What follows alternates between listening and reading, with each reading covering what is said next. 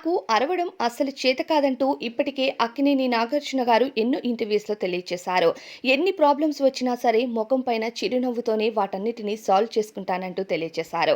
అయితే వెండితెర ప్రేక్షకులకి మాత్రమే కాకుండా నాగార్జున గారు బిజినెస్ రంగంలో దూసుకువెళ్తూ మరోవైపు రియాలిటీ షోస్‌లో హోస్టింగ్ చేస్తూ బుల్లితెర ఆడియన్స్‌కి కూడా బాగా చేరువయ్యారు. 'బిగ్ బాస్' సీజన్ 3 నుంచి సీజన్ 8 వరకు అంటే దాదాపు 5 సీజన్స్‌కి హోస్ట్‌గా ఉంటూ నాగార్జున గారు జనాలకు సుపరిచితంగా మారారు.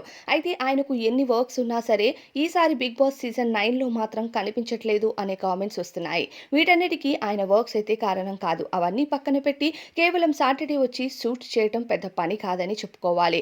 కానీ ఈ కంటెస్టెంట్స్‌తో అగ్రెసివ్‌గా నాగార్జున గారు మాట్లాడలేకపోతున్నారని, నవ్వుతూ కంటెస్టెంట్స్‌ని డీల్ చేయడం వల్ల టీఆర్పీ రేటింగ్ పెరగట్లేదని, ఆ స్థానంలోకి ఎవరైనా అగ్రెసివ్‌గా మాట్లాడే హోస్ట్ వస్తే ఖచ్చితంగా 'Bigg Boss' season 9 TRP rating దూసుకు వెళ్తుంది అనే కామెంట్స్ వినిపిస్తున్నాయి.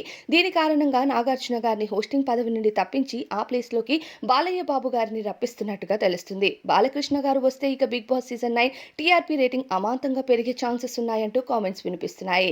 అయితే హోస్ట్‌గా ఇప్పటికే బాలకృష్ణ గారు కూడా బాగా సక్సెస్ అయ్యారు. మరి నాగార్జున గారి ప్లేస్‌లోకి వచ్చి బాలయ్య బాబు గారు కంటెస్టెంట్స్‌ని ఎలా దుమ్ము దులుపుతారో అన్నది వేచి చూడాలి. మరి ఈ వీరిద్దరిలో ఎవరు హోస్ట్‌గా ఉంటే బావుంటుందని మీరనుకుంటున్నారు? మీ అభిప్రాయం కామెంట్స్‌లో చెప్పండి.